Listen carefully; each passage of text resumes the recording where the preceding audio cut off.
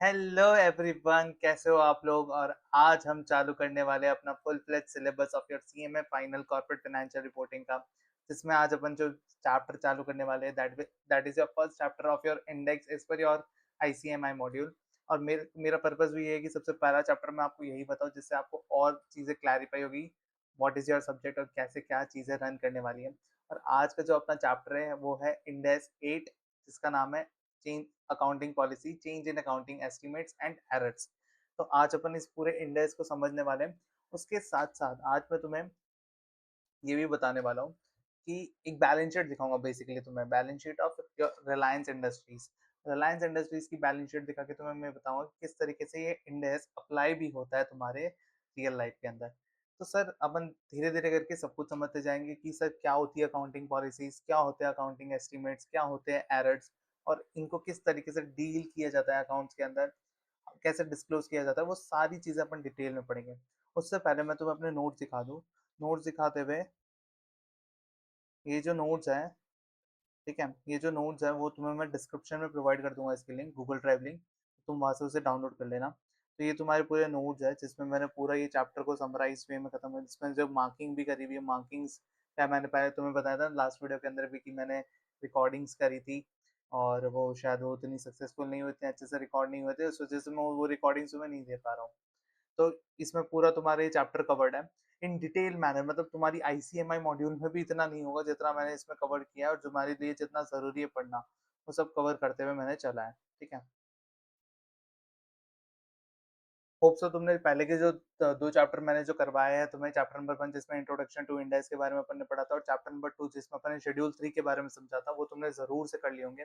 और अगर नहीं किए तो पहले वो कर लेना, क्योंकि ये चैप्टर पे सीधा मत कूदना, क्योंकि तुम्हें शेड्यूल 3 समझना बहुत ज्यादा जरूरी है। और इंट्रोडक्शन टू इंडेक्स के बारे में बहुत ज्यादा जरूरी है, क्योंकि तुम्हें पता चलेगा कि why we are studying this subject, क्यों पढ़ रहे हैं भाई हम ये, क्यों है हमारे सीएमए फाइनल के अंदर ये सब्जेक्ट। तो वो सारी चीजें कवर्ड होगी, वो सारी चीजें तुम्हें तभी समझ आएगी जब तुम ये सारी चीजें अंडरस्टैंड कर लोगे। ठीक है, चैप्टर नंबर 1 और चैप्टर नंबर 2 में। तो मैं आज ये चैप्टर नंबर 3 चालू कर रहा हूँ तुम्हारा, जो कि है तुम्हारा इंडेस 8। इंडेस 8 accounting policies, change in accounting estimates and errors. तो सर शुरुआत करते हैं, और सबसे पहले बताओ सर, देखो मैं अभी इधर साथ साथ में तुम्हें लिखवाऊंगा भी बहुत कुछ। Basically it is an theoretical index, ठीक है। तो जहाँ पे थ्योरेटिकल इंडेक्स होते हैं ना, तो वहाँ पे तो चीज़ों को लिख लोगे ना तो बहुत ज़्यादा अच्छा रहेगा। नो डाउट तुम्हें प्रैक्टिकल इंडेक्स में भी मैं लिखवाऊंगा, बट थ्योरेटिकल इंडेक्स में जितना ज़्यादा चीज़ें तुम अपने हाथों से भी लिख लोगे ना, तो तुम उतना अच्छे से इसको समझ भी पाओगे और रिकॉल भी कर पाओगे चीज़ों को। ठीक है, तो अपन अकाउंटिंग पॉलिसीज वाला चैप्टर चालू करते हैं। तो इसमें सबसे पहले जो अपन समझने वाले हैं कि सर ये अकाउंटिंग पॉलिसी क्या होती है ससुरा, ये ससुरा अकाउंटिंग पॉलिसी क्या होती है। देखो, अकाउंटिंग पॉलिसीज क्या होती है, तुमने आज अपनी बैलेंस शीट बनाई, तुमने आज अपने प्रॉफिट एंड लॉस स्टेटमेंट बनाया, तुमने कैश फ्लो स्टेटमेंट बनाया, तुमने अपने चेंजेस इन इक्विटी बनाई। सर ये सारी चीजें हमें कहाँ पता चलेगी हमें ये बनाना होता है, जाके पहले शेड्यूल 3 वाला चैप्टर देखो, फिर इस चैप्टर में आना, पहले पहले ही बोल रहा हूँ। ठीक है, ये सारी चीजें तुमने बनाई। इस चीज़ों को बनाते वक्त इसमें बहुत सारे आइटम्स थे, current liabilities, non current liabilities, current asset, non current asset, equities. Profit and loss statement में तुम्हारी इनकम, तुम्हारे लॉसेस, तुम्हारी एक्सपेंसेस, ठीक है, वो सारी चीजें तुमने कंसिडर की, और उस बेसिस में तुमने अपने फाइनेंशियल स्टेटमेंट्स को बनाया। ठीक है, मानते हो ये तुम बात। तो तुम मुझे बताओ कि how you recorded current liability, क्या चीजें फॉलो करके तुमने करंट लाइबिलिटी रिकॉर्ड की, उस वैल्यू पे रिकॉर्ड की। क्या चीज कंसिडर करके तुमने अपनी बुक्स के अंदर इन्वेंट्री को रिकॉर्ड किया, क्या चीज कंसिडर करके तुमने अपने फाइनेंशियल एसेट्स, फाइनेंशियल लाइबिलिटीज को अपनी बुक्स के अंदर रिकॉर्ड किया। सर हमने तो अकाउंटिंग करी होगी उसके लिए, बिल्कुल करी होगी। तो उस अकाउंटिंग को करने का तरीका तुम्हें किसने बताया। सर वो तो हमें बताया पर्टिकुलर इंडेक्स ने। तो for example if I am recording an inventory, तो इस इन्वेंट्री को किस तरीके से रिकॉर्ड करना है वो मुझे इंडेक्स 2 बताता है। If I have a PP, और उस पीपी को किस तरीके से डील करना है, कैसे उस पर डेप्रिसिएशन लगाना है, वो सारी चीजें मुझे कौन बताता है, इंडेक्स 16 जो कि है पीपी। तो ये सारी सर बातें तो इंडेक्स में लिखी है ना, इंडेक्स हमें बताती है। तो वही है तुम्हारी accounting policy.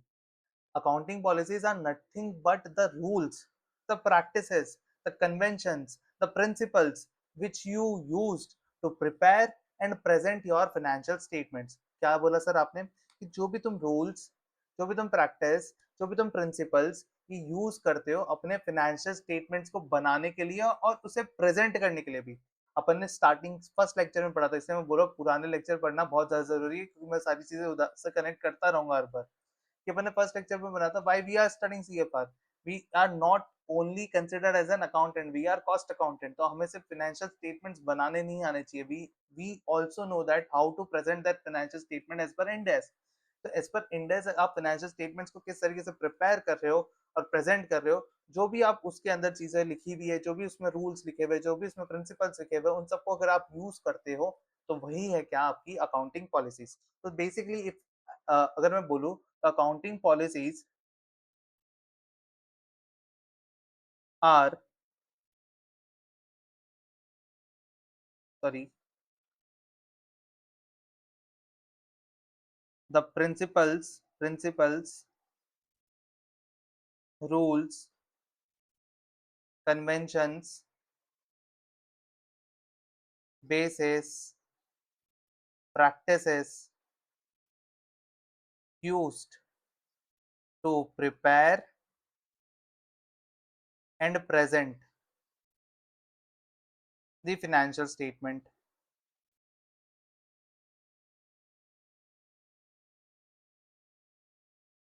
are considered as accounting policies। तो सर अकाउंटिंग पॉलिसी का समझ में आया? हाँ सर समझ में आया कि जो भी हम चीजें इस्तेमाल कर रहे हैं अपने अकाउंट्स को बनाने के लिए, जो भी हम चीजें, जो भी हम प्रिंसिपल्स इंडेक्स में दिए हुए रूल्स को यूज कर रहे हैं हमारे फाइनेंशियल स्टेटमेंट्स को बनाने के लिए और प्रेजेंट करने के लिए, that are considered as an accounting policy. Okay sir समझ में आया सर।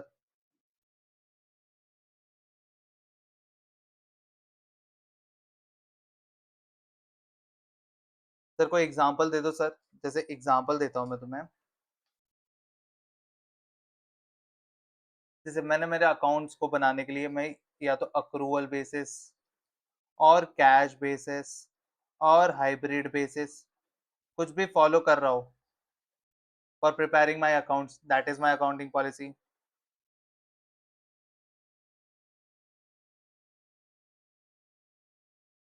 मैं मेजरमेंट कर रहा हूँ एसेट के,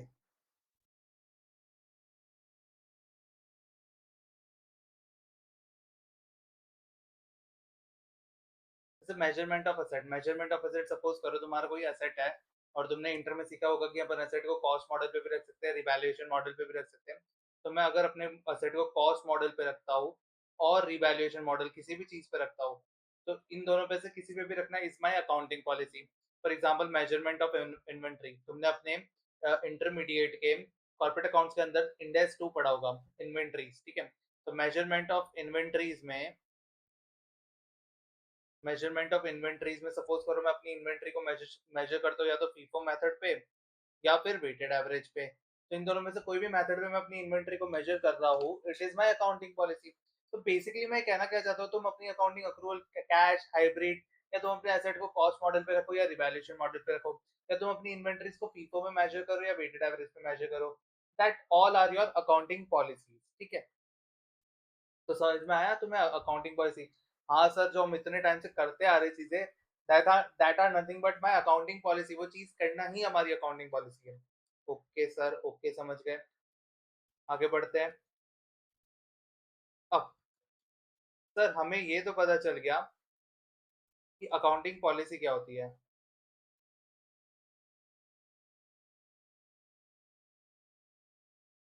अकाउंटिंग पॉलिसी क्या है मतलब हमें क्या करना है, मतलब फॉर एग्जाम्पल तुम्हें जिंदगी में शादी करनी है, तो अगर तुम लड़की हो तो तुम्हें तुम्हारा बॉयफ्रेंड चाहिए, अगर तुम लड़के हो,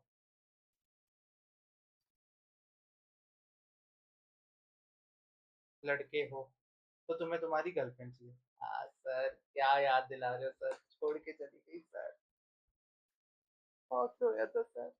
कि काम पे ध्यान दो अपने, पढ़ाई करो।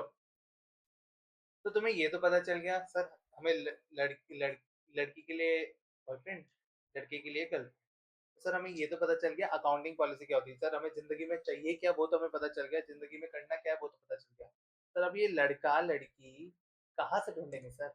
कहाँ से सिलेक्ट करेंगे ये? अकाउंटिंग पॉलिसी कहाँ से पता करेंगे सर? तो अकाउंटिंग पॉलिसी को सिलेक्ट तुम्हें क्या से करना है? अरे यार सही हो जा तू। सेकंड सेकंड पॉइंट पे आता है कि how to select an accounting policy. Selection of accounting policy. ठीक है।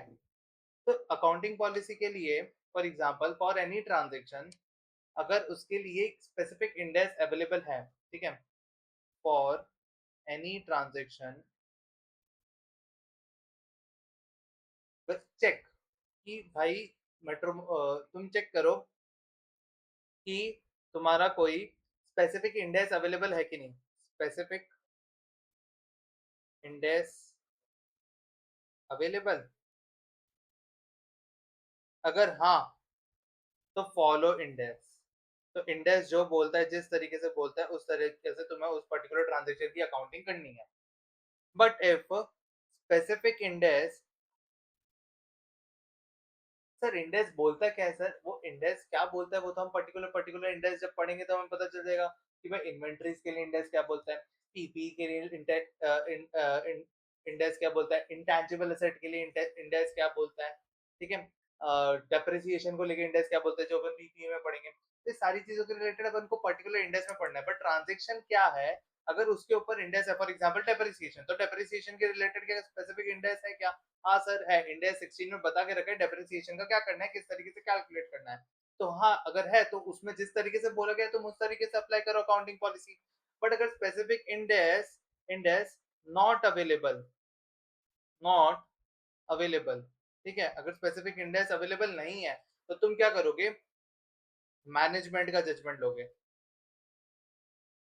मैनेजमेंट का judgement, and that judgement, and it shall be based on most relevant and reliable information.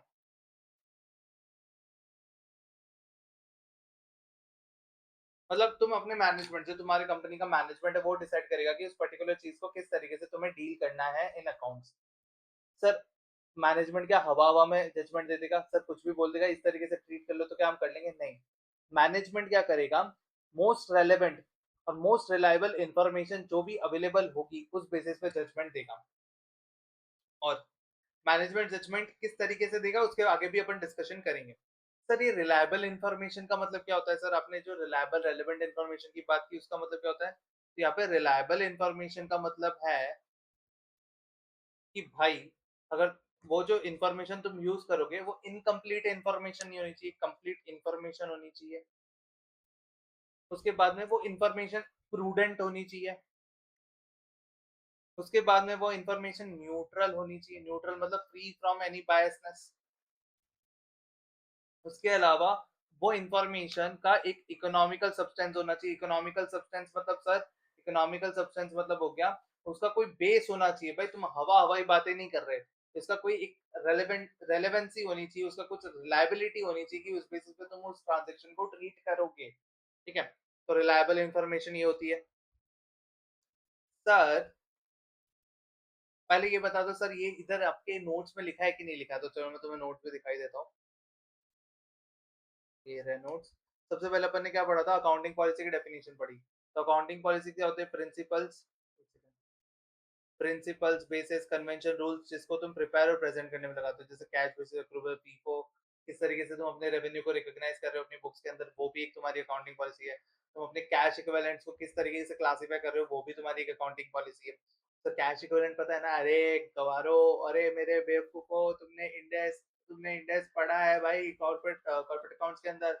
मुझे पता है, मैं तुम्हें ये समझ के पढ़ा रहा हूँ, पर तुम्हें कैश एंड कैश इक्विवेलेंट तो पता है ना? तुमने शेड्यूल 3 मुझसे कल समझा था। उसके अलावा शेड्यूल 3 में, चलो मैंने उस टाइम पे उतना डिटेल में कैश एंड कैश इक्विवेलेंट पे नहीं गया, but in corporate accounts you have studied how to prepare the financial statements as per schedule 3।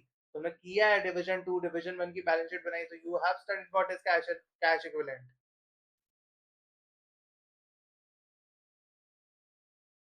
अभी अकाउंटिंग पॉलिसी उसको हम सिलेक्ट कैसे करेंगे सर? अगर सिलेक्शन का बात करें तो सर अगर स्पेसिफिक इंडेक्स अगर अवेलेबल है तो उस इंडेक्स को अप्लाई कर देंगे। अगर सर वो नहीं है तो हम क्या करेंगे? मैनेजमेंट का जजमेंट यूज करेंगे। सर मैनेजमेंट का जजमेंट रिलेवेंट और रिलायबल इन्फॉर्मेशन पे बेस्ड होगा। रिलायबल इन्फॉर्मेशन का मतलब क्या होता है सर? कि वो इन्फॉर्मेशन का एक इकोनॉमिकल सब्सटेंस है, वो इन्फॉर्मेशन प्रूडेंट है, कंप्लीट है, न्यूट्रल है और उसके अलावा फेथफुल है। मतलब उसपे तुम भरोसा कर सकते हो। जैसे मैं अपनी फीफो या वेटेड एवरेज पे रखता हूँ, तो that is my accounting policy. Sir अब ये जो अकाउंटिंग पॉलिसी आपने सिलेक्ट की, उसमें आपने बोला कि हम मैनेजमेंट का जजमेंट लेंगे अगर हमारे पास स्पेसिफिक इंडेक्स अवेलेबल नहीं है। तो सर ये मैनेजमेंट का जजमेंट किन चीजों पे बेस्ड होना चाहिए सर? ऐसे हवा हवाई जजमेंट नहीं ले लेंगे। तो मैं मेरे को बताओ, अगर किसी चीज के बारे में कुछ नहीं पता तो तुम क्या करोगे? बेस्ट इंडस्ट्री प्रैक्टिसेस जो भी होगी, जो भी उस तरीके से उस नेचर ऑफ ट्रांजेक्शन को ट्रीट किया जाता होगा तुम्हारे इंडस्ट्री के अंदर, तुम उस तरीके से ट्रीट करोगे। बट इसको इंडेक्स ने काफी सफिस्टिकेटेड वे में बताया। आखिर में जाके उसने भी वही बोला, बट उससे एक बहुत ही एक चेन बताई कि भाई तुम ये स्टेप्स फॉलो करोगे और देखोगे कि कहीं पे तुम्हें इस ट्रांजेक्शन के रिलेटेड तुम्हें पता चल जाता है कि नहीं, कि how to treat this transaction in your books of accounts. तो सबसे पहला इंडेक्स क्या बोलता है कि अगर स्पेसिफिक इंडेक्स नहीं है तो चेक करो अदर इंडेक्स को। अदर इंडेक्स इफ एनी, अगर किसी अदर इंडेक्स के अंदर उस ट्रांजेक्शन के बारे में कुछ बोला है तो उसे चेक करो। सर हमें अदर इंडेक्स ने भी कुछ नहीं बोला। तो तुम्हारे जो इंडेक्स के फ्रेमवर्क्स है, फ्रेमवर्क्स मतलब जब इंडेक्स बना होगा तो कुछ उसके जनरल प्रिंसिपल्स होंगे, जनरल अकाउंटिंग प्रिंसिपल्स होंगे, उसको फॉलो करो। अगर वो भी नहीं है तो तुम आईएएसबी के प्रोनाउंसमेंट को फॉलो करो। सर ये आईएएसबी क्या है? ये है international accounting standard board. International accounting standard board, इसके प्रोनाउंसमेंट को फॉलो करो। सर अगर ये प्रोनाउंसमेंट भी अगर नहीं बताते, प्रोनाउंसमेंट का मतलब क्या होता है सर? उनकी जो गाइडलाइंस दी हुई होगी, जो इस अकाउंटिंग बॉडी ने कुछ गाइडलाइंस दी होगी, कुछ रूल्स बताए होंगे, कुछ प्रैक्टिसेस बताई होगी, कोई अपने सर्कुलर्स इशू किए होंगे, तो तुम उसे फॉलो करो। सर वो भी नहीं है सर, तो तुम्हारे अगर इंटरनेशनल अकाउंटिंग स्टैंडर्ड बॉडी कुछ नहीं बोलती, स्टैंडर्ड बोर्ड कुछ नहीं बताती, तो तुम कोई अदर स्टैंडर्ड सेटिंग बॉडी के पास जाओ। बॉडी के प्रोनाउंसमेंट को देखो।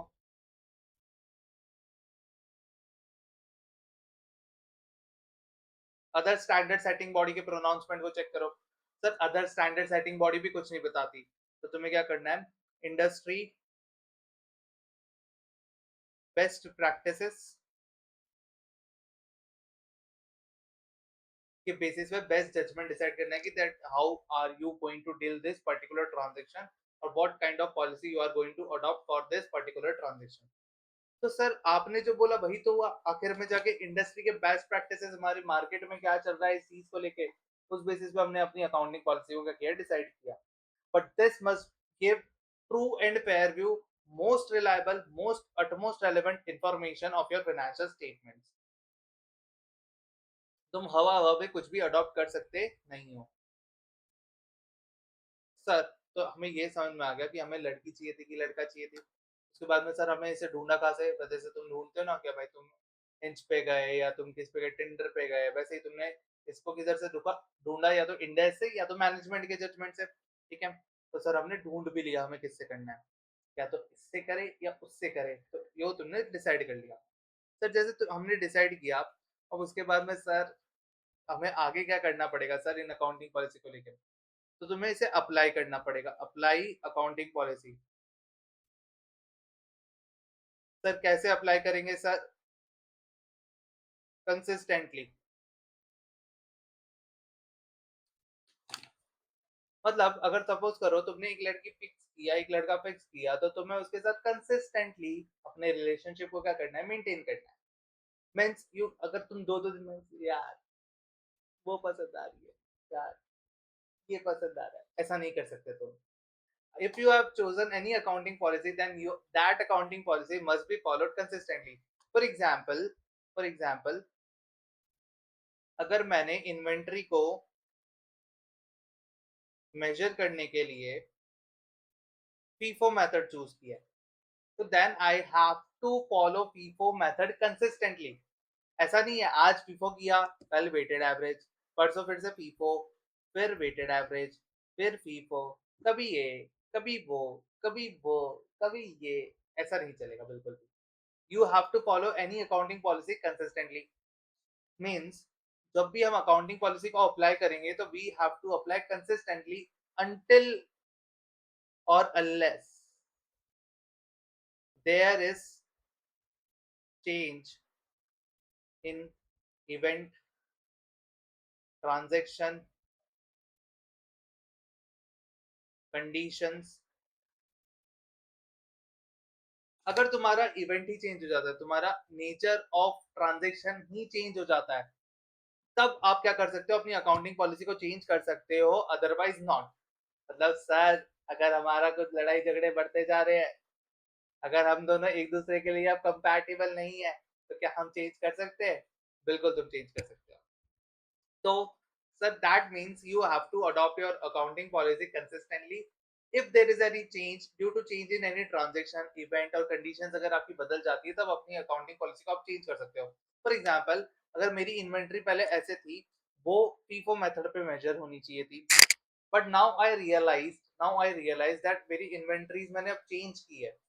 ठीक है, या तो मेरी इन्वेंट्रीज में कुछ इस तरीके से मैं अब दिखा रहा हूँ फीफो मेथड पे, मुझे लग रहा है कि फीफो मेथड पे दिखाने से वो सही नहीं है, मेरा फीफो मेथड से काम नहीं चलेगा, और मैं वेटेड एवरेज पे जा रहा हूँ क्योंकि मेरे इन्वेंट्रीज की जो टाइप है वो चेंज हो रहे हैं। तो क्या हम चेंज कर सकते हैं? बिल्कुल चेंज कर सकते हैं सर, अपनी अकाउंटिंग पॉलिसी को बिल्कुल चेंज कर सकते हैं। तो फोर्थ में आता है, फोर्थ पॉइंट इसी पे डील करता है तुम्हारा, चेंज इन अकाउंटिंग पॉलिसी। उससे पहले तुम्हें मैं ये दिखा दूं कंसिस्टेंटली वाला पॉइंट तुम्हारे नोट से।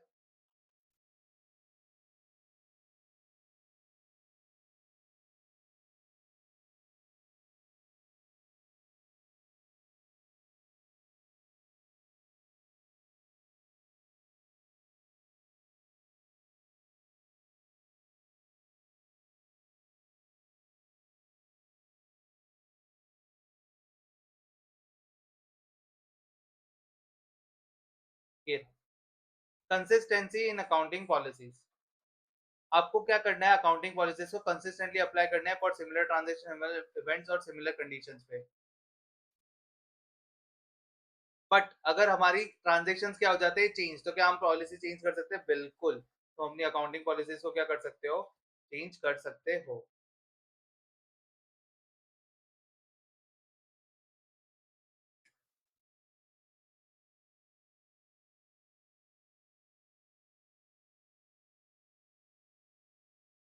तो सर हम चेंजेस कब कब कर सकते हैं? अगर सबसे पहला, if it is required by Ind AS, required by Ind AS. And second, if new accounting policy provides more reliable and relevant picture of financial statements।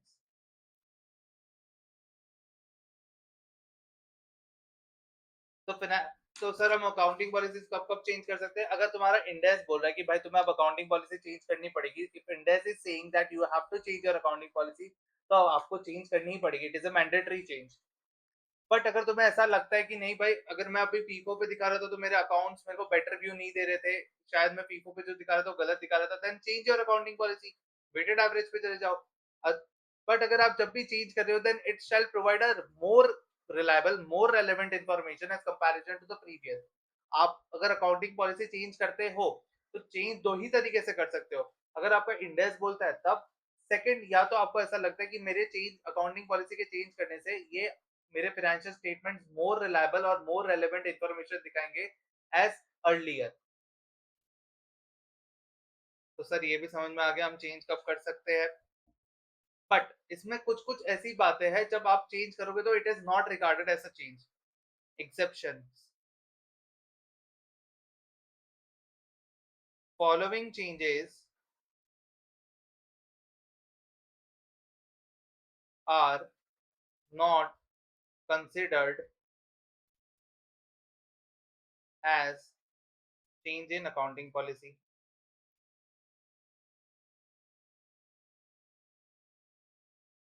Sir वो क्या है जो चेंज इन अकाउंटिंग पॉलिसी नहीं कंसिडर किया जाएगा? सबसे पहला, अगर new transaction occur that previously not exist। Sir इसका मतलब क्या हुआ? New transaction occur that previously not exist। For example, मैंने एक नई बिल्डिंग खरीदी, ठीक है? मैंने मेरी आज तक जितनी भी बिल्डिंग थी उसको मैं एज अ पीपी यूज करता था। अब मैंने एक नई बिल्डिंग खरीदी जिसको मैंने एज अ इन्वेस्टमेंट की तरह यूज किया। इन्वेस्टमेंट मतलब मैंने इसको लेट आउट किया और इससे मैं अब रेंटल इनकम कमा रहा हूँ। So now this building is not my PPE. It is not my property plant equipment because it is not used in the business day-to-day business working. But it is not used in my operations. But it is being used to generate other income, to generate rental income. तो rental income generate की वजह से ये मेरी किस index में categorise हो जाती है? इन्वेस्टमेंट प्रॉपर्टी में। इन्वेस्टमेंट प्रॉपर्टी का इंडेक्स है इंडेक्स 40, ठीक है? क्या सर ये हमारे सिलेबस में? बिल्कुल भी नहीं है, तुम्हारे इन्वेस्टमेंट प्रॉपर्टी नहीं है सिलेबस के अंदर। तो तुमने एक कोई नई तरीके का ट्रांजैक्शन किया जिसके बेसिस पे तुमने कोई नई अकाउंटिंग पॉलिसी, पहले मेरे बिल्डिंग के सारे की सारी पीपी के बेसिस पे थी। अब मैंने एक नई बिल्डिंग खरीदी जिसको मैंने as a let out purpose के लिए यूज कर रहा हूँ। तो उस लेट आउट पर्पस को यूज करना मेरे बिजनेस का एक नया ट्रांजेक्शन है। इस नए ट्रांजेक्शन की वजह से मैंने क्या किया? अपनी अकाउंटिंग पॉलिसी को चेंज किया। तो then it will be not considered as a change in accounting policy, it is considered as an adoption of new accounting policy. और बेसिकली इसे मैं बोल सकता हूँ कि मैंने पहली बार किसी पॉलिसी को अडॉप्ट किया। It is the first time adoption of accounting policy. पहले तो मेरे बिजनेस के अंदर ये ट्रांजेक्शन एग्जिस्ट ही नहीं करता था, ये नया ट्रांजेक्शन आया मेरे बिजनेस के अंदर। then it will be considered as a first time adoption of accounting policy, not as a change in accounting policy। इसका एक और एग्जांपल देता हूं मैं तुम्हें। एग्जांपल 2, फॉर एग्जांपल जब मैं पहले ना सेल्स मेरी रेवेन्यू थी। रेवेन्यू रेवेन्यू कैसे मैं रिकॉग्नाइज करता था? मैं क्या काम करता हूँ? फर्नीचर एंड फिटिंग्स का काम करता हूँ। Furniture and fittings. Furniture and fittings का मतलब क्या हो गया कि मैं फर्नीचर पहले सप्लाई करता हूँ, उसको फिट करता हूँ और फिट करने के बाद में क्या करता हूँ? अपनी सेल्स को रिकॉग्नाइज करता हूँ। तो मतलब मेरा पॉइंट ऑफ रिकॉर्डिंग सेल्स क्या है? जब मैंने अपने कस्टमर के पास में, जब मैंने अपने कस्टमर को फर्नीचर क्या किया? डिलीवर कर दिया।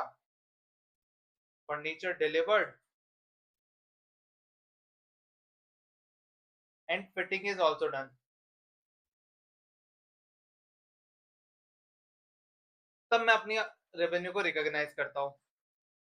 बट अब मैंने क्या किया? ये फिटिंग्स का काम बंद कर दिया। अब मैं सिर्फ फर्नीचर सप्लाई करने का काम करता हूँ। तो as soon as I sell my furniture to the customer, I recognise my revenue. तो मुझे बताओ कि पहले मेरा काम क्या था? पहले मेरा बिजनेस का ट्रांजेक्शन क्या था? फर्नीचर तो फिटिंग्स दोनों करना, फर्नीचर सप्लाई करना फिर उसकी फिटिंग्स करके देना। Now my transaction is like कि मैं सिर्फ फर्नीचर ही सप्लाई करूंगा, फिटिंग्स वो अपनी देखते रहे। तो मैं फर्नीचर जैसे सप्लाई किया, मैंने रेवेन्यू रिकॉग्नाइज कर लिया। तो अब मैंने क्या किया? अपने बिजनेस का जो मॉडल है, बिजनेस मॉडल, मॉडल ही क्या हो गया? मेरा चेंज हो गया। बिजनेस मॉडल क्या हो गया? चेंज हो गया। तो इसको चेंज करने की वजह से मैंने मेरी रेवेन्यू रिकॉग्नाइज करने की जो पॉलिसी थी, मेरी अकाउंटिंग पॉलिसी थी, उसको भी क्या कर दिया? चेंज। तो क्या इसे चेंज इन अकाउंटिंग पॉलिसी बोला जाएगा? नहीं, इसे first time adoption of accounting policy बोला जाएगा, क्योंकि मैंने, ये मेरा नेचर ऑफ ट्रांजेक्शन ही क्या है? नया है। पहले मैं फर्नीचर और फिटिंग्स करता था, अब मैं सिर्फ फर्नीचर सप्लाई कर रहा हूँ। Then it is a new kind of transaction. और इसकी वजह से अब मैं कोई न्यू पॉलिसी लगा रहा हूँ तो it is a not a change in accounting policy, but it is a first time adoption of accounting policy. मेरे हिसाब से इस एग्जांपल से तुम्हें ज़रूर क्लियर हुआ होगा कि what is first time adoption of accounting policy. क्या ट्रांज़ैक्शन पहले से था? फर्नीचर सप्लाई करने का सिर्फ नहीं, पहले सर फर्नीचर फिटिंग का था। तो आप फिटिंग्स करने पे अपनी रेवेन्यू रिकॉग्नाइज़ करते थे। Now my transition is only फ फिटिंग्स का बिज़नेस बंद हो गया, फर्नीचर ही सप्लाई करता हूँ। तो जैसे फर्नीचर सप्लाई किया, मैंने अपना रेवेन्यू रिकॉग्नाइज़ कर लिया। So it is a new transition which previously not existed, and that's why I adopted a new accounting policy. Then it will not be considered as a change in accounting policy. Okay sir, समझ गए sir. Second, एक तो ये first अगर new कोई transition है। Second, change in substance of a transaction. इसका example लेता हूँ, एक ही एग्जांपल से तुम्हारे क्लियर हो जाना चाहिए पॉइंट। सपोज करो मेरा एक होटल का बिजनेस है। होटल का बिजनेस है, ठीक है। होटल के बिजनेस में मैं क्या करता हूँ, मेरी मेरी जो प्रॉपर्टीज है, जो बिल्डिंग्स है, इसे मैं ओन करता हूँ और इसे मैं अपने होटल के बिजनेस के लिए, रूम्स देने के लिए यूज करता हूँ। और ये मेरी पीपीई है क्योंकि ये मेरे बिजनेस में यूज होती है, प्रॉपर्टी प्लांट एंड इक्विपमेंट है। नाउ मैंने न्यू होटल्स खरीद ली, ठीक है। और पुरानी जो होटल्स थी उसको मैंने क्या कर दिया, लेट आउट कर दिया।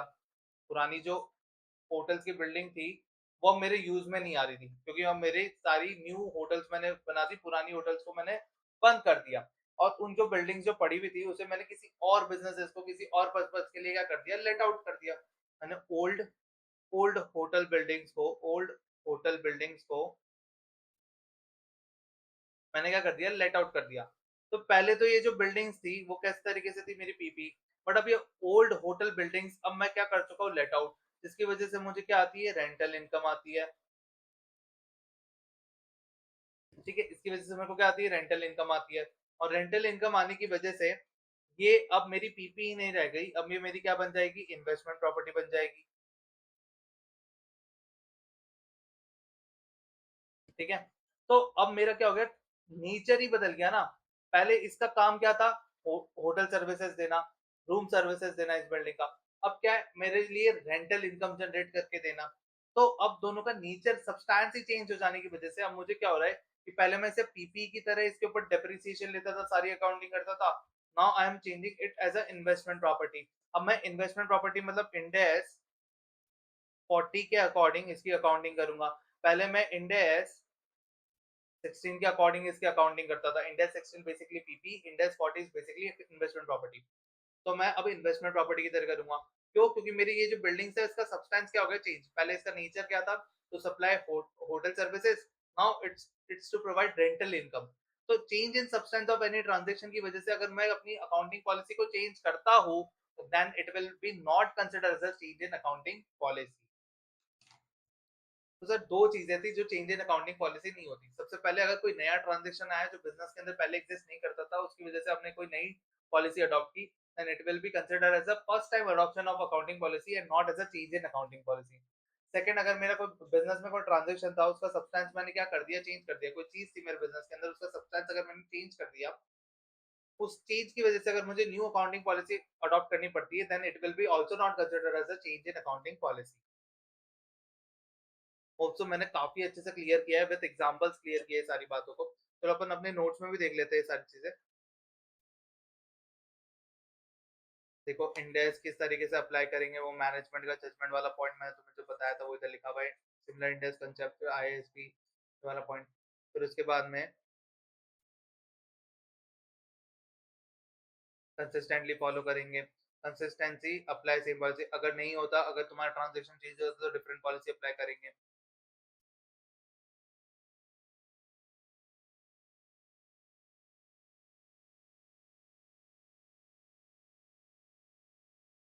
चेंज चेंज कब कब कर सकते हैं सर?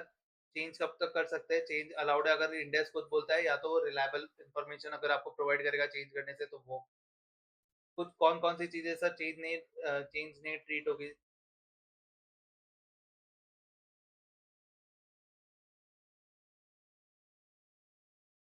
कौन कौन सी चीजें चेंज ट्रीट नहीं होगी? तो सर डिफरेंट सब्सटेंस है, अगर या तो न्यू ट्रांजेक्शन है जो पहले एग्जिस्ट नहीं करता था। जैसे होटल वाला जो मैंने तुम्हें एग्जांपल दिया वही वाले इधर दिया हुआ है, ये तुम इग्नोर कर सकते हो एग्जांपल पूरा का पूरा, ठीक है।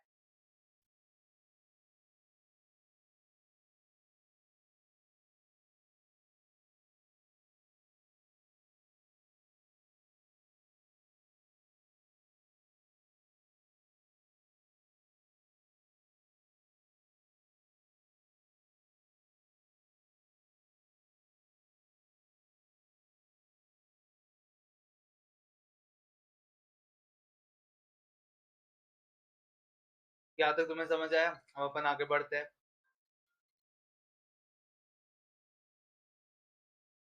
सर ये चेंजेस अप्लाई कैसे करेंगे अपने अकाउंटिंग पॉलिसी में? मतलब अपन अपने बिजनेस अपने अकाउंट्स के अंदर ये सब चेंज किया तो अब ये चेंजेस को अप्लाई कैसे करना है?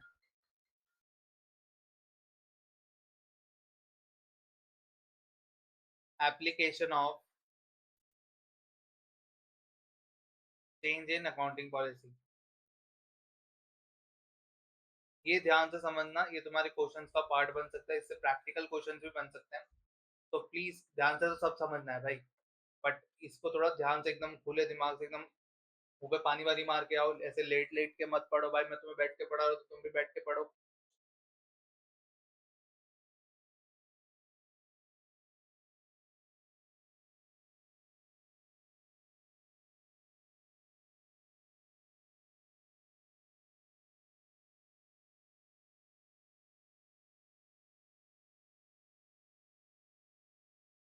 सर चेंजेस कैसे अप्लाई करेंगे? How to apply changes in accounting policy, इसका मैं तुम्हें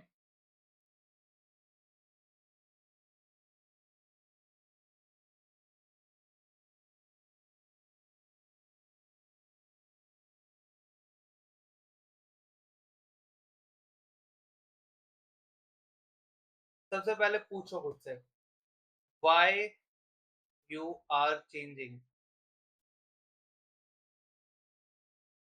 your accounting policy.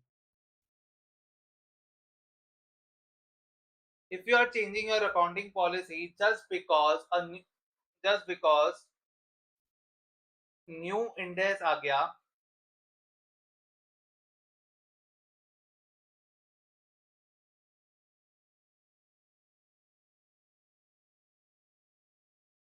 Fifth point पे अपन अब पढ़ने वाले हैं application of change in accounting policy. अगर अपन चेंज करते हैं अकाउंटिंग पॉलिसी को तो अपन को किस तरीके से चेंज करना है? तो अपन ने ऊपर क्या पढ़ा, दो तरीके से चेंजेस हो सकते हैं, अगर रिक्वायर्ड बाय इंडेक्स, अगर इंडेक्स बोले तो, या तो फिर आपने, आपको लगता है कि आपका more relevant more reliable information देगा तो आपने चेंज किया अकाउंटिंग पॉलिसी। तो इसमें भी सबसे पहले इफ रिक्वायर्ड बाय इंडेक्स, मतलब अगर if required by new index, new index suppose करो एक पुराना इंडेक्स था वो गया, अब न्यू इंडेक्स आया और वो बोल रहा है चेंज करो, तो अकाउंटिंग पॉलिसी चेंज करनी पड़ेगी, that is called as required by index. तो रिक्वायर्ड बाय इंडेक्स की वजह से अगर आपको करना है तो इंडेक्स ही आपको बताता भी है हमेशा कि किस तरीके से आपको चेंज करना है।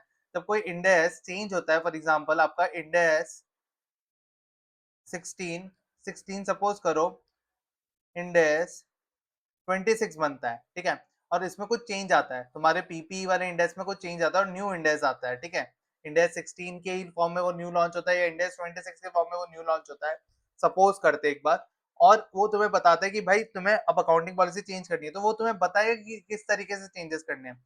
इन चीजों को वो जब इंडेक्स न्यू इंडेक्स बताता है ना, किस तरीके से तुम्हें चेंज करना है अपने पुरानी अकाउंटिंग पॉलिसी से न्यू अकाउंटिंग पॉलिसी पे कैसे आना है, किस तरीके से न्यू अकाउंटिंग पॉलिसी को अडॉप्ट करना है, उसके लिए उसको उसके लिए तुम्हें क्या फॉलो करना पड़ता है, उसके लिए तुम्हें क्या देता है ये, transitional provisions, transitional provisions. Sir what is transitional provisions? Transition का मतलब क्या होता है, चेंज, कुछ चेंज हो रहा है, तो ट्रांजिशनल प्रोविजंस तुम्हें प्रोवाइड करता है to how to apply new index, और पुराने इंडेक्स से आप न्यू इंडेक्स पे कैसे जाओ, तो तुम्हें वो इंडेक्स खुद ही बता देता है। सेकंड, ये थोड़ा खतरनाक है भाई, अगर तुम वॉलेंटरी चेंज करते हो, अगर तुम्हें लगता है नहीं ये बेटर इन्फॉर्मेशन देगा, मोर रिलायबल रेलेवेंट इन्फॉर्मेशन देगा, और तुम वॉलेंटरी चेंज करते हो, वॉलेंटरी चेंज करते हो अपनी अकाउंटिंग पॉलिसी को, तो that change must B apply retrospectively.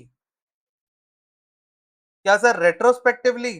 Sir retrospectively का मतलब तो हमने पढ़ा है सर, रेट्रोस्पेक्टिवली का मतलब क्या होता है सर, पुरानी चीजें पुराने टाइम्स जब से वो चीज चलती आ रही है तब से हमें उसे चेंज करना पड़ेगा। यस, रेट्रोस्पेक्टिवली किस तरीके से, सपोज करो तुम्हारा बिजनेस स्टार्ट हुआ in financial year 24-25, financial year 25-26 and financial year 26-27, ठीक है। फाइनेंशियल ईयर 24-25 में तुम्हारी इन्वेंट्री को तुमने दिखाया फीफो पे, फाइनेंशियल ईयर 25-26 में भी तुमने हमारी अपनी इन्वेंट्री को दिखाया फीफो पे, but in financial year 26-27 at the end of the financial year you, मतलब ड्यूरिंग द फाइनेंशियल ईयर तुमने अपनी इन्वेंट्री के मेथड को क्या कर दिया, चेंज करके वेटेड एवरेज पे लिया। तो now in the at the end of the financial year जब तुम अपनी बैलेंस शीट बनाओगे, तो बैलेंस शीट के अंदर और प्रॉफिट एंड लॉस के अंदर तुम्हें उसका इफेक्ट दिखाना पड़ेगा। सर इफेक्ट मतलब तुम्हारी फाइनेंशियल ईयर 26-27, 25-26 के फाइनेंशियल ईयर 26-27 पे तो सर वेटेड एवरेज पे होगी। 25-26 की वैल्यू को तुम्हें कैलकुलेट करना पड़ेगा कि अगर इधर भी वेटेड एवरेज पे होती तो क्या वैल्यू होती, इधर भी अगर वेटेड एवरेज पे होती तो क्या वैल्यू आती, इधर अगर वेटेड एवरेज है तो क्या वैल्यू आई है। तो इधर भी तुम्हें किस पे लाना पड़ेगा, वेटेड एवरेज पे। अब मुझे बताओ इसका इम्पैक्ट तुम्हारे पीएनएल में भी जाएगा कि नहीं जाएगा, बिल्कुल जाएगा सर, क्योंकि तुम्हारी यहाँ की जो क्लोजिंग इन्वेंट्री होगी वही यहाँ पे जाके ओपनिंग बनी होगी। अगर ये फीफो पे थी और वेटेड एवरेज पे आई, सपोज करो फीफो पे 10 थी और वेटेड एवरेज पे आके ये 15 हो गई, तो 15 का इफेक्ट आएगा, तुम्हारी ओपनिंग इन्वेंट्री बढ़ जाएगी और ओपनिंग इन्वेंट्री बढ़ने की वजह से तुम्हारा प्रॉफिट क्या हो जाएगा, जो गिर जाएगा। वो सारी चीजों का इफेक्ट तुम्हें अपने पीएनएल अकाउंट में देना पड़ेगा। तो सर अगर हम अपनी अकाउंटिंग पॉलिसी को चेंज करते हैं and that change is due to the change required by an Ind AS, new Ind AS और व्हाटएवर, तो आपको क्या करना पड़ेगा, वो इंडेस ट्रांजिशनल प्रोविजन बताएगा कि भाई तुम्हें किस तरीके से चेंज करना है और तुम उस तरीके से चेंज कर दोगे।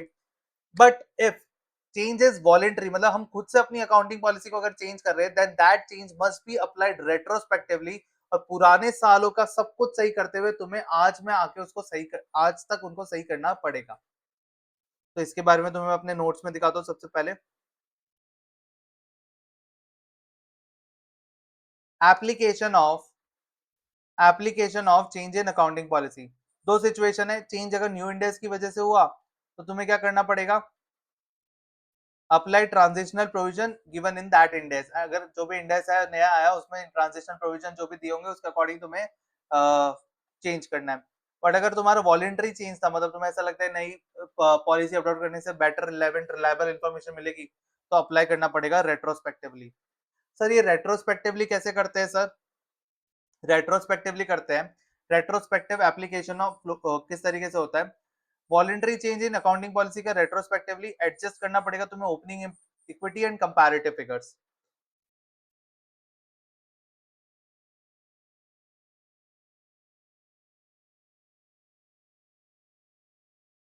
ओपनिंग इक्विटी का मतलब क्या हुआ, देखो सपोज करो तुम्हारी बैलेंस शीट है, ठीक है, बैलेंस शीट में तुम्हारा फाइनेंशियल ईयर 26-27, फाइनेंशियल ईयर 25-26, ठीक है। फाइनेंशियल ईयर 26-27 में तुम क्या करोगे, इसको वेटेड एवरेज पे दिखा दिया, तो तुम्हें 25-26 के भी बैलेंस को किस पे लाना पड़ेगा, वेटेड एवरेज पे। तो ये तुम्हारे कंपैरेटिव्स क्या हो जाएगा, चेंज। इसकी वजह से तुम्हारा प्रॉफिट पे चेंज आएगा, बिल्कुल आएगा सर। मुझे बताओ पीएनएल का अल्टीमेट बैलेंस किधर ट्रांसफर होता है सर, इक्विटी में, इक्विटी में रिजर्व्स में ट्रांसफर हो जाता है, या पीएनएल का बैलेंस दिखता है तुम्हारी इक्विटी के अंदर, अदर इक्विटी के अंदर, ठीक है। चेंजेस इन इक्विटी में मैंने बताया था ना तुम्हें, चेंजेस इन इक्विटी के अंदर पीएनएल का ट्रांसफर बैलेंस भी आता है, तो अदर इक्विटी के अंदर तुम्हारा आ जाएगा। अदर इक्विटी में पहले क्या हुआ होगा सर, ज्यादा अमाउंट आ गई होगी या कम अमाउंट आ गई होगी, उसके अकॉर्डिंग हम वेटेड एवरेज के अकॉर्डिंग भी हमें चेंज करना पड़ेगा। तो सपोज करो मेरी अदर इक्विटी 100 थी, मेरे पुराना जो प्रॉफिट था उस पे क्या था, 10 आया था जब मेरा फीफो पे था, बट अब वेटेड एवरेज पे कर रहा हूँ तो मेरा जो प्रॉफिट निकल रहा है वो 11 निकल रहा है, बट मेरा प्रॉफिट तो इसमें कम दिखा हुआ है, तो मुझे इसे क्या करना पड़ेगा, एक से बढ़ाना पड़ेगा और इसे 111 पे लेकर आना पड़ेगा। तो सर ये जो चेंज किया वो मैंने किस में किया सर, अदर इक्विटी में। तो मुझे क्या करना पड़ेगा सर, एक तो मेरे कंपैरेटिव फिगर्स को चेंज करना पड़ेगा, साथ में मेरी इक्विटी को चेंज करना पड़ेगा, तभी तो तुम्हारी बैलेंस शीट टैली होगी।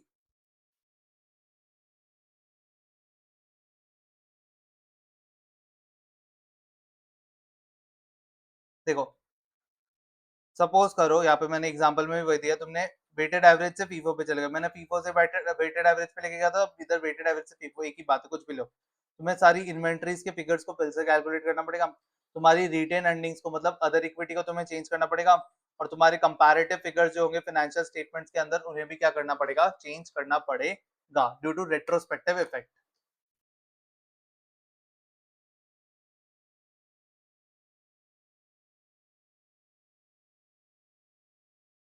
देखो अकाउंटिंग पॉलिसी लगभग लगभग तुम्हारी खत्म होने आ गया है। अकाउंटिंग पॉलिसी के अंदर अपन ने अभी अभी क्या क्या पढ़ा है ना वो पढ़ेंगे, फिर इसकी डिस्क्लोजर और लिमिटेशन पढ़नी है, और that is something which is very easy और बहुत शॉर्ट में निपट जाएगा। तो अकाउंटिंग पॉलिसी तुम्हारा खत्म हो चुका है। सबसे पहले अपन ने अकाउंटिंग पॉलिसी का अब यहाँ पे रिवाइज करवा रहा हूँ सारी चीजों को, यही सबसे बड़ी खासियत है कि मैं बार बार रिवाइज करवा रहा हूँ चीजें, और एक चीजों को बार बार बता रहा हूँ ताकि तुम्हें चीजें दिमाग में भी बैठे। समझनी तो है बट दिमाग में बैठा के भी रखना है ताकि तुम इसे लॉन्जिटिविटी की तरह लॉन्ग लॉन्ग टर्म के लिए तुम याद कर सको। सबसे पहला तुम्हारा क्या पढ़ा अपन ने, अकाउंटिंग पॉलिसी। अकाउंटिंग पॉलिसी क्या होती है sir, rules regulations, regulation rules basis principles, ये सारी चीजें जो हम अपने फाइनेंशियल स्टेटमेंट्स को बनाने में प्रेजेंट करने में यूज करते हैं उसे बोलते हैं अकाउंटिंग पॉलिसी। जैसे अक्रूवल या बेसिस हो गया, या तुम्हारा कॉस्ट या इवैल्यूएशन मॉडल हो गया, तुम फीफो या वेटेड एवरेज किसी पे भी रखते हो, that are your accounting policy. उसके अलावा सिलेक्शन ऑफ अकाउंटिंग पॉलिसी में क्या होगा सर, अगर तुम्हारी अकाउंटिंग पॉलिसी के रिलेटेड स्पेसिफिक इंडेक्स बोले हुए तो then you have to adopt that specific index. But अगर स्पेसिफिक इंडेक्स नहीं है तो मैनेजमेंट का जजमेंट होगा, बट मैनेजमेंट का जजमेंट ऐसा होना चाहिए जो reliable and relevant information provide करेगा फाइनेंशियल स्टेटमेंट की। सर ये रिलायबल का मतलब क्या होता है सर, कंप्लीट प्रूडेंट न्यूट्रल या इकोनॉमिकल सब्सटेंस जिसका वो इन्फॉर्मेशन तुम्हें प्रोवाइड करनी है। मैनेजमेंट किस बेसिस पे जजमेंट देगा सर, पहले अदर इंडेक्स में देखेगा कि उसके बेसिस उसके अंदर कुछ बोला हुआ है इस ट्रांजेक्शन के रिलेटेड, नहीं तो जनरल गाइडलाइंस देखेगा जब इंडेक्स बने थे उसके फ्रेमवर्क की, या आईएएसबी के प्रोनाउंसमेंट चेक करेगा। उसके बाद अगर उधर से भी पता नहीं चलता तो अदर स्टैंडर्ड सेटिंग बॉडीज के प्रोनाउंसमेंट को चेक करेगा, और अगर वो भी नहीं पता चलता तो basically you have to follow your industry practices, अपनी मार्केट में तुम्हारी अदर कंपनीज क्या फॉलो कर रही है उस बेसिस पे तुम्हें जजमेंट लेना है। कोई भी अकाउंटिंग पॉलिसी सिलेक्ट करोगे उसे हमेशा कैसे अप्लाई करोगे, कंसिस्टेंटली अप्लाई करोगे। जैसे तुमने अगर फीफो अडॉप्ट किया तो ऐसा नहीं कि अगले साल तुमने वेटेड एवरेज कर दिया, फिर फीफो, फिर वेटेड एवरेज, फिर फीफो, फिर वेटेड एवरेज, जैसे तुम खेलते रहते हो। नहीं, if you have adopt any policy then you have to apply that policy consistently until or unless there is a change in event circumstances, तुम्हारे conditions change हो जाते हैं, then you can change your accounting policy। Accounting policy sir हम कब change कर सकते हैं, अगर तुम्हें कोई इंडेक्स बोलता है चेंज करने को तो करना पड़ेगा, कोई नया इंडेक्स आया, इंडेक्स के अंदर चेंजेस आए, तो अगर इंडेक्स बोल रहा है चेंज करने को तो then you have to change your accounting policy. क्या तुम्हें लगता है कि कोई नई पॉलिसी अडॉप्ट करने से तुम्हारे फाइनेंशियल स्टेटमेंट्स और बेटर पिक्चर देंगे तुम्हारे फाइनेंशियल परफॉर्मेंस और तुम्हारे फाइनेंशियल परफॉर्मेंस की और ओवरऑल फाइनेंशियल स्टेटमेंट्स की, तो फाइनेंशियल पोजीशन की, तो तुम्हें अपने अकाउंटिंग पॉलिसी को क्या कर सकते हो, चेंज कर सकते हो। कुछ कुछ चेंजेस है जो चेंज नहीं कंसिडर होते सर, कोई अकाउंटिंग पॉलिसी को कोई ट्रांजेक्शन पहली बार हो रहा है हमारे बिजनेस के अंदर जो पहले एग्जिस्ट नहीं करता था, उसके लिए हम कोई अकाउंटिंग पॉलिसी अडॉप्ट कर रहे हैं, then it will not be considered as a change in accounting policy but it will be considered as a first time adoption of your accounting policy। जैसे मैंने एग्जांपल दिया था कि तुम्हारा रेवेन्यू था, तुम्हारा काम था फर्नीचर फिटिंग्स का, और तुमने फर्नीचर फिटिंग्स में जब फिटिंग कर देते थे चीजों की तब तुम अपना रेवेन्यू रिकॉग्नाइज करते थे। Now you have close down your fitting business और तुम सिर्फ फर्नीचर सप्लाई करते हो, तो जैसे ही फर्नीचर सप्लाई किया तुम अपना रेवेन्यू रिकॉग्नाइज कर देते हो। तो तुम्हारा जो पहले का बिजनेस ट्रांजेक्शन था वो फर्नीचर फिटिंग्स का था, but now your business transaction has entered into a new phase, और तुम्हारा न्यू ट्रांजेक्शन आया, नया मॉडल अडॉप्ट किया जिसमें तुम सिर्फ सप्लाई कर रहे हो फर्नीचर की और फिटिंग्स बिजनेस खत्म हो चुका है। तो उस वजह से तुमने अपनी अकाउंटिंग पॉलिसी रेवेन्यू रिकॉग्निशन करने की पॉलिसी को क्या कर दिया, चेंज कर दिया, and it will not be considered as a change. अगर तुम्हारा किसी एसेट किसी भी ट्रांजेक्शन का सब्सटेंस चेंज होता था और उस वजह से तुम्हें न्यू अकाउंटिंग पॉलिसी अडॉप्ट करनी पड़ती है, then it will not be considered as a change in accounting policy. इसमें मैंने तुम्हें एग्जांपल दिया था कि सर अगर मैं होटल ईयर हूँ और मेरा बिजनेस है होटल सर्विसेज प्रोवाइड करने का, तो मेरी बिल्डिंग्स थी, उसे मैं एज अ पीपी रखता था क्योंकि मैं उसमें सारी अपनी होटल्स की सर्विसेज देता था। अब मैंने क्या किया, नई बिल्डिंग्स खरीदी और उनको मैंने एज अ होटल यूज करने लगे, और पुरानी बिल्डिंग्स को क्या किया मैंने, दूसरे बिजनेस को कोई और पर्पज के लिए लेट आउट कर दिया उनके। अब उससे मेरे को क्या हो रही है, रेंटल इनकम हो रही है। तो जो बिल्डिंग्स पहले मेरे बिजनेस में मदद कर रही थी, now it is helping me to generate other income, rental income. तो it is not now my PP but it is my investment property. तो इन्वेस्टमेंट प्रॉपर्टी अगर मेरी बन गई है तो वो अब इंडेक्स 40 में आएगी, ना कि इंडेक्स 16 में आएगी। इस वजह से मुझे अब इंडेक्स 40 के रूल्स अडॉप्ट करने पड़ेंगे एंड इंडेक्स 16 के रूल्स को छोड़ना पड़ेगा। तो ये चेंज करना, मैंने अकाउंटिंग पॉलिसी चेंज की, इंडेक्स 16 से 40 पे आया, तो क्या इसे चेंज इन अकाउंटिंग पॉलिसी बोला जाएगा? नहीं, क्योंकि यहाँ पे क्या हुआ, मेरे ट्रांजेक्शन का सब्सटेंस ही क्या हो गया है, चेंज हो गया है। सर हमने अगर चेंज कर भी दिया तो क्या होगा सर, क्या उखाड़ लेगा कोई मेरा, अगर मैंने अकाउंटिंग पॉलिसी को चेंज कर दिया तो? अकाउंटिंग पॉलिसी अगर तुमने चेंज किया, अगर तुम्हें इंड एस बोल रहा था चेंज करने को, तो इंड एस ही तुम्हें बताएगा कि किस तरीके से तुम्हें उसे अप्लाई करना है उस चेंज को। बट अगर तुमने वॉलंटरी चेंज किया क्योंकि तुम्हें लगता था कि नहीं भाई मैं अगर चेंज कर लूँगा तो मेरे फाइनेंशियल स्टेटमेंट्स की मोर रिलायबल रेलेवेंट इन्फॉर्मेशन पहुँचेगी, तो वो उस चेंज को तुम्हें अप्लाई करना है रेट्रोस्पेक्टिवली। इसमें मैंने तुम्हें एक एग्जांपल दिया इन्वेंटरी का। अगर इन्वेंटरी तुम फीफो पे रख रहे थे, अब अचानक से जाके तुमने वेटेड एवरेज किया, तो इस साल तुमने वेटेड एवरेज किया तो पिछले सालों की इन्वेंटरीज को भी तुम्हें वेटेड एवरेज पे कैलकुलेट करना है और अपने कंपैरेटिव फिगर्स पे वेटेड एवरेज पे लाना है। उसके अलावा इसकी वजह से तुम्हारे प्रॉफिट में भी चेंज आएगा, तो उस प्रॉफिट के चेंज को तुम्हें अपनी अदर इक्विटी के अंदर जाके सेटल डाउन करना है।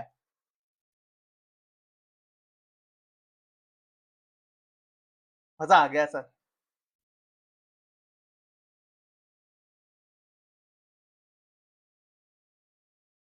अब इधर कुछ इंडेक्स तुम्हें बताते हैं लिमिटेशंस, ठीक है। अब मैं चेक कर लेता हूँ रिकॉर्डिंग सही से चल रही है क्या। एकदम सही से चल रही है। और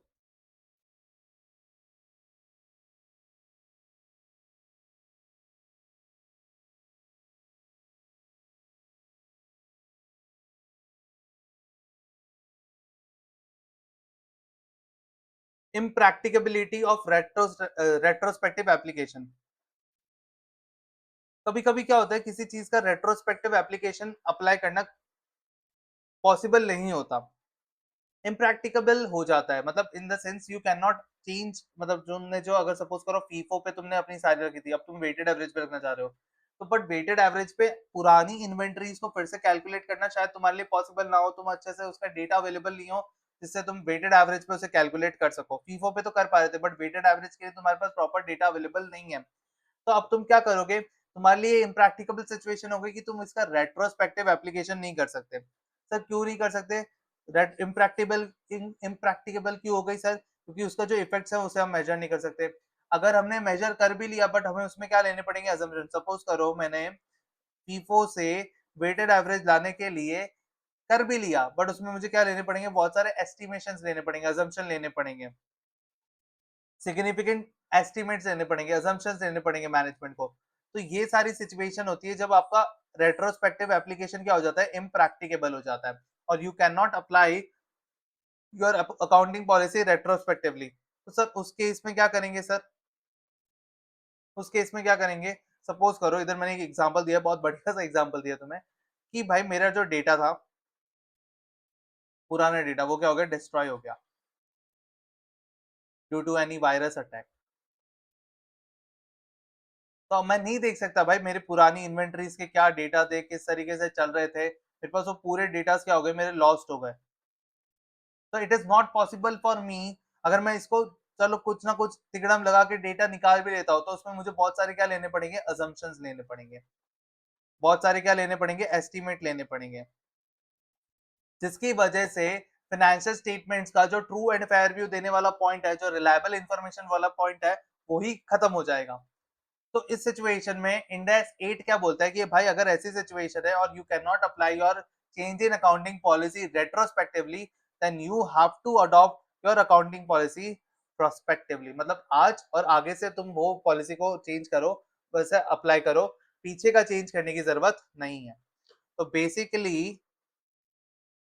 basically if I summarise in short, तो मतलब क्या बोल रहा है तुम्हें index 8, index 8 is saying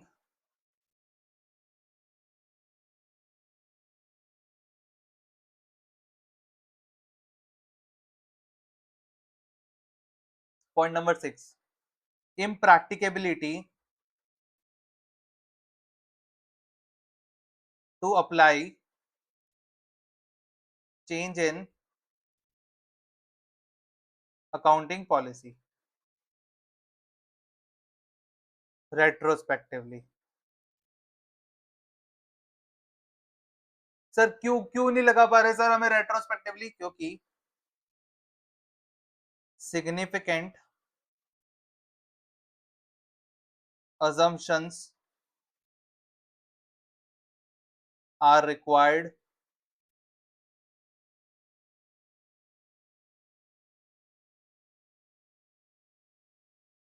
estimates are required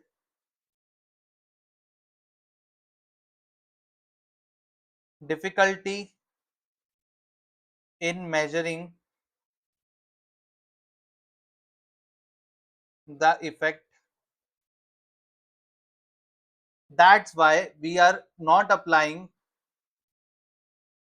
Therefore, apply prospectively and not retrospectively.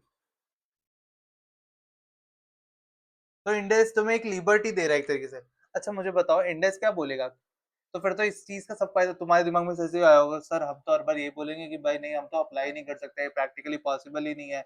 हमारे मैनेजमेंट को तो बहुत असम्पशन्स लेना पड़ेगा, हम नहीं अप्लाई कर सकते सर, क्या करें सर? तो नहीं अप्लाई कर सकते ना, मत करो, कोई बात नहीं। डिस्क्लोज़र दे देना। क्या दे देना? डिस्क्लोज़र। बता देना नीचे क्या रीज़न था। तो तुम्हारा सपोज़ करो जैसे मैंने तुम्हें एग्ज़ाम्पल में बताया कि भाई डेटा डिस्ट्रॉय हो गया वायरस अटैक की वज़ह से, इस वज़ह से हमारे पास डेटाज़ अवेलेबल नहीं है and we can not apply that change of FIFO to weighted average retrospectively. तो इस वज़ह से क्या हो रहा है, हम प्रोस्पेक्टिवली अप्लाई कर रहे हैं। पता है ना तुम्हें रीज़न क्या है? Virus attack. तो उसको पूरा ब्रीफली तुम्हें नीचे नोट्स टू अकाउंट्स के नीचे तुम्हारे डिस्क्लोज़ करना है कि भाई क्यों तुम रेट्रोस्पेक्टिवली अप्लाई नहीं कर पाए और तुम्हें प्रोस्पेक्टिवली अप्लाई करना पड़ा। यहाँ पे तुम्हारा अकाउंटिंग पॉलिसी वाला पूरा का पूरा कंसेप्ट क्या हो जाता है, खत्म हो जाता है। ठीक है? और इसमें से अब अपन डिस्क्लोजर के बारे में पढ़ेंगे। डिस्क्लोजर में क्या दिया हुआ है? डिस्क्लोजर इज नथिंग बट जो तुमने किया वो तुम्हें नीचे बताना पड़ेगा। क्या बताना पड़ेगा? Disclosure of change in accounting policy. Disclosure क्या दोगे? क्या चेंज किया तुमने, रीजन क्या था चेंज करने का, चेंज की वजह से अमाउंट में क्या इंपैक्ट आया। जैसे मैंने वेटेड एवरेज सॉरी फीफो से वेटेड एवरेज पे गया ना मैं, तो फीफो से वेटेड एवरेज पे गया तो उसकी वजह से कितना मेरा बैलेंस शीट पे इंपैक्ट आया, कितना मेरा अदर इक्विटी पे, कितना मेरा इन्वेंट्रीज पे इफेक्ट आया, कितना मेरा अदर इक्विटी पे प्रॉफिट का चेंज हुआ, वो सब मुझे अमाउंट कितनी एडजस्ट हुई बताना पड़ेगा। और अगर तुम लोग रेट्रोस्पेक्टिवली नहीं अप्लाई कर पाए, इम्प्रैक्टिबिलिटी है, तो क्या इम्प्रैक्टिबिलिटी है वो तुम्हें नीचे डिस्क्राइब करना पड़ेगा। इसके साथ तुम्हारा ये पूरा पूरा अकाउंटिंग पॉलिसी वाला पार्ट इंडेक्स 8 का खत्म होता है। ऊपर अपन ये लिख भी लेते हैं डिस्क्लोजर्स क्या क्या मीट करने हैं तुम्हें। 7th disclosures. सर क्या क्या डिस्क्लोज करना पड़ेगा? सबसे पहले नेचर ऑफ चेंज, क्या चेंज किया तुमने, रीजन क्या था चेंज करने का। रीजन क्या हो सकता है सर कि तुमने किसी इंडेक्स ने बोला था चेंज करने को या तुमने वॉलेंटरी चेंज किया, मोर रिलायबल इंफॉर्मेशन देगा, किस तरीके से देगा वो बताना पड़ेगा। उसके बाद में किस उस चेंज की वजह से कितनी अमाउंट तुमने एडजस्ट की, और अमाउंट एडजस्ट करने के बाद में उसका, अगर अमाउंट एडजस्ट नहीं कर सकते, अगर तुम रेट्रोस्पेक्टिव एप्लीकेशन नहीं कर सकते तो क्या इम्प्रैक्टिकेबिलिटी है,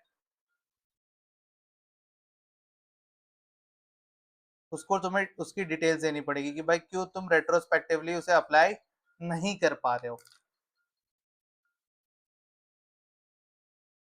तो ये तुम्हारा डिस्क्लोजर हो जाएगा।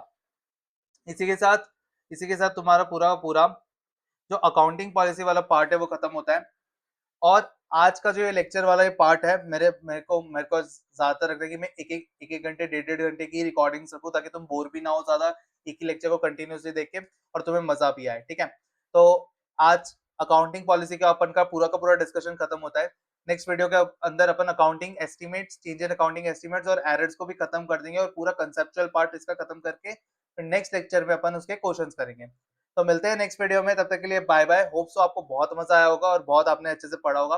देखो बेटा थोड़ा मजे लेके पढ़ो, कुछ कुछ टॉपिक्स जैसे हो सकते हैं जो थोड़े इतने इंटरेस्टिंग ना हो, जिसमें क्वेश्चन ज्यादा ना हो, क्योंकि कोई थ्योरेटिकल इंडेक्स होंगे, तो इसका मतलब ये नहीं हम इसे छोड़ सकते हैं। थ्योरेटिकल इंडेक्स में तुम्हें पहले ही पढ़ा दे रहा हूँ ताकि तुम्हारा है ना अब सारा का सारा पार्ट इंटरेस्टिंग बचे। इसके बाद में लगभग सारे के सारे इंडेक्स तुम्हारे प्रैक्टिकल इंडेक्स ही है, थ्योरेटिकल इंडेक्स बहुत कम है।